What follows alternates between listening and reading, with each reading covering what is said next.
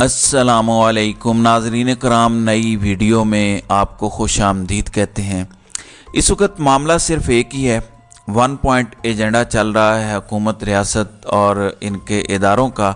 उसमें कोई कौमी मफाद, कौमी सलामती का मसला नहीं है। ये खालिस्तान ज़ाती मफादात का सौदा है, ज़ाती इख्तियार और इक़्तिदार का सौदा है। मकसद ये है कि सब का सब हमारे पास रहे और हमारा इख्तियार और इक़्तिदार छीन के कहीं और ना चला जाए, ऐसे लोगों के पास ना चला जाए जिनको मैनेज करना मुश्किल है, जो आज़ादाना फ़ैसले करेंगे और कुछ रिफॉर्म्स लेके आएंगे और इस स्टेटस को ख़त्म करेंगे। ऐसे लोगों को, ऐसे अनासिर को नहीं आने देना, इस पे काम हो रहा है। और इसी एक बेसलेस, इंतहाई कमज़ोर बुनियाद पर इमारत खड़ी करने की कोशिश की जा रही है। आइंदा की इमारत यानी अगला हुकूमती ढांचा, अगला सियासी ढांचा, ये कायम करने की कोशिश की जा रही है। इस हवाले से मैं कुछ ख़बरें आपसे शेयर करूँगा कि मामला क्या है।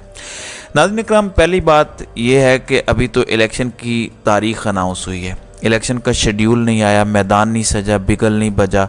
अभी मैदान में कोई तलातुम खेज़ मौजों ने आना है। इन तलातुम खेज़ मौजों का मुकाबला करने से अभी से घबराहट शुरू हो चुकी है। पसीने छूट रहे हैं कि कैसे पाकिस्तान के अवाम को मैनेज किया जाए, कैसे अपनी पसंद के नताइज हासिल किए जाएँ, कैसे एक नए नवेले लाडले को लाया जाए, जबकि इस लाडले, इस बादशाह सलामत की खिदमात भी हम सब के सामने हैं और उन खिदमात से हमें आगाह भी इसी रियासत, इसी हुकूमत, इसी रियासती मशीनरी और इदारों ने किया था।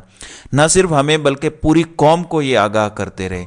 अब जो ताने इमरान खान को कुछ अरसा पहले मारे जाते थे, बल्कि 3.5 पौने 4 साल यही ताना दिया जाता रहा कि ये लाडला है, ये सिलेक्टेड है, सिलेक्टर्स पीछे बैठे हैं, जबकि जो सिलेक्टर्स थे उस वक़्त के, वो भी सीना तान के कहते थे कि जी हाँ, हम सिलेक्टर्स हैं और हमने इस हुकूमत को सहारा दिया हुआ है।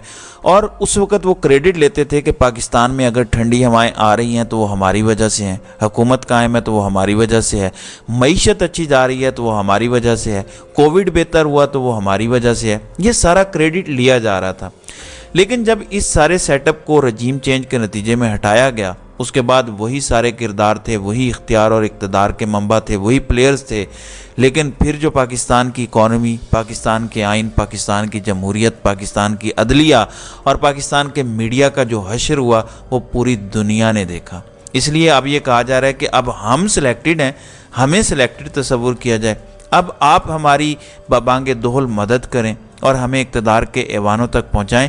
ये बुनियादी चीज़ चल रही है जिसके लिए बयानिया चाहिए, जिसके लिए थिंक टैंक से मदद ली जा रही है और बड़ी बड़ी कंपनी से मदद ली जा रही है। कोई कंपनी कोसार में होती है तो कोई मीटिंग सुपरमार्केट में होती है, कोई मीटिंग किसी स्टेक हाउस में हो रही है इस्लामाबाद में। इन मीटिंग्स में अल्फाज का चुनाव किया जा रहा है। नाज़रीन इकराम, ये सारी बातें मैं इसलिए कह रहा हूँ कि इनका आप बारीक बीनी से जायज़ा लेंगे तो आपको बहुत सारी चीज़ें मिलेंगी। आपको हमारे टीवी प्रोग्राम्स में मिलेंगी, मसलन 3-4 अल्फाज बहुत मिलेंगे। एक है कल्ट फॉलोइंग, इमरान खान की कल्ट फॉलोइंग है। इसके बाद एक लफ्ज़ मिलेगा कि नौजवानों की जहन साजी की है इसने। फिर तीसरा मिलेगा ये पुरतशद्दुद अप्रोच के मालिक हैं। तो उस्ताद ने इनको कहा हुआ है कि इन 3 चीज़ों की हैम्बरिंग करनी है, मुसलसल हैम्बरिंग करते रहें, शायद इससे कोई फ़र्क पड़े। आप देखें, पिछले 18 महीनों में मुकदमात की भरमार रही, 180 से ज़ायद मुकदमात हो चुके, तोशा खाना हो चुका, इलेक्शन कमीशन की तौहीन हो चुकी, तौहीन मज़हब हो चुका, कत्ल, इक़दाम कत्ल, सब कुछ हो चुका।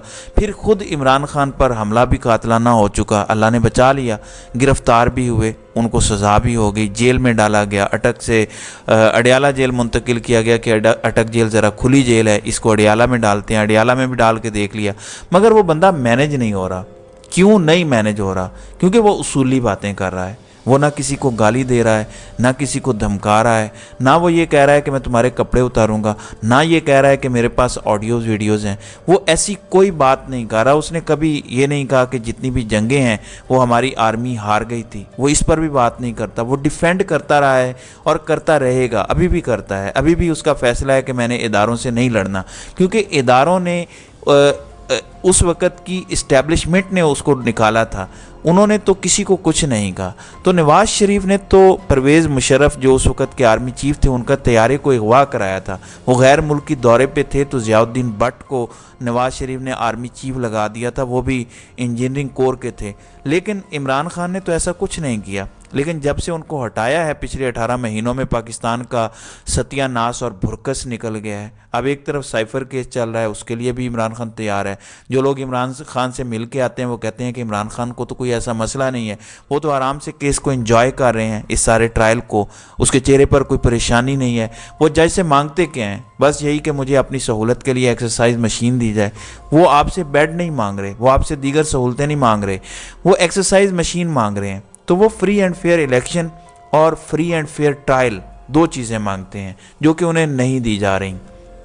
اس کے باوجود عمران خان نے ابھی تک کوئی باغیانہ قسم کا بیان نہیں دیا کہ میں یہ کر دوں گا، میں وہ کر دوں گا۔ کھلے عام جلسوں میں کوئی دھمکیاں نہیں دیں، بلکہ اس نے پارٹی لوگوں کو بولنے سے روک دیا ہے کہ نہیں، ایسی کوئی بات نہیں کرنی، فی الحال آپ خاموش رہیں۔ جبکہ دوسری جانب ایک لاڈلے کے لیے سب کچھ کیا جا رہا ہے، لاڈلے کے لیے پوری کی پوری ریاست لائن حاضر ہے۔ اب جو میڈیا کو ہدایات جاری کی گئی ہیں میں آپ کو بتا دیتا ہوں۔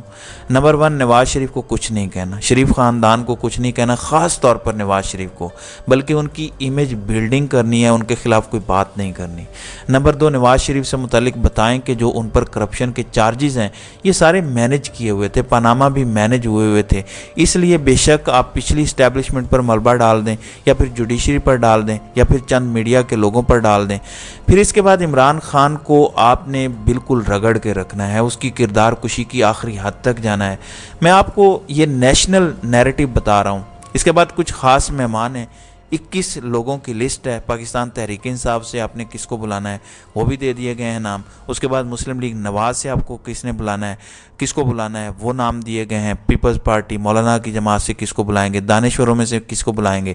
تو 21 نام دیے گئے ہیں، اس کے اکارڈنگلی عمل ہو رہا ہے۔ اب بیانیہ نہیں بن رہا، کہا جا رہا ہے کہ استحکام پاکستان کو پروموٹ کرنا ہے، بلوچستان عوامی پارٹی کو پروموٹ کرنا ہے، نگران حکومتوں کو آپ نے کچھ نہیں کہنا، اکانومی کو آپ نے کبھی ڈسکس نہیں کرنا۔ جب بھی بات کرنی ہے آپ کہیں گے کہ اچھی جا رہی ہے، سٹیبل جا رہی ہے اور مزید اچھی ہو جائے گی۔ اکانومی کی مخدوش صورتحال پر بات نہیں کرنی۔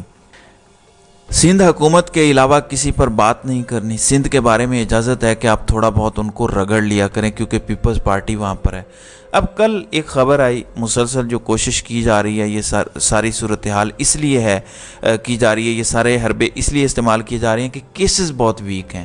اب تک 180 مقدمات ہیں، اتنا کچھ پروپوگنڈا، مذہبی، سیاسی اور اخلاقی بنیادوں پر سارا کچھ کر کے دیکھ لیا، لیکن پاکستان کے عوام، ووٹر، سپورٹر ہلنے کو تیار نہیں ہیں اور وہ دوسرے لیڈرز کا نام تک سننے کو تیار نہیں ہیں، اور ہر گھر تک یہ معاملہ پہنچ چکا ہے۔ دوسری پارٹیز کی فیملیز کے بچے عمران خان کے ساتھ جڑے ہوئے ہیں، پاکستان تحریک انصاف کے ساتھ جڑے ہوئے ہیں۔ وہ اس لیے جڑے ہوئے ہیں کیونکہ وہ کہتے ہیں کہ ہم تو جوان ہی ان کی کرپشن کی داستانیں سن کر ہوئے ہیں۔ اب سب کیسے بدل گیا ہے، مطلب سرکاری سچ اور سرکاری جھوٹ، اور اب ووٹ بھی سرکاری، یعنی سرکار جس کو کہے ووٹ ڈالنے کا وہاں ووٹ ڈالیں، وہ یہ بات سننے کو تیار نہیں ہے۔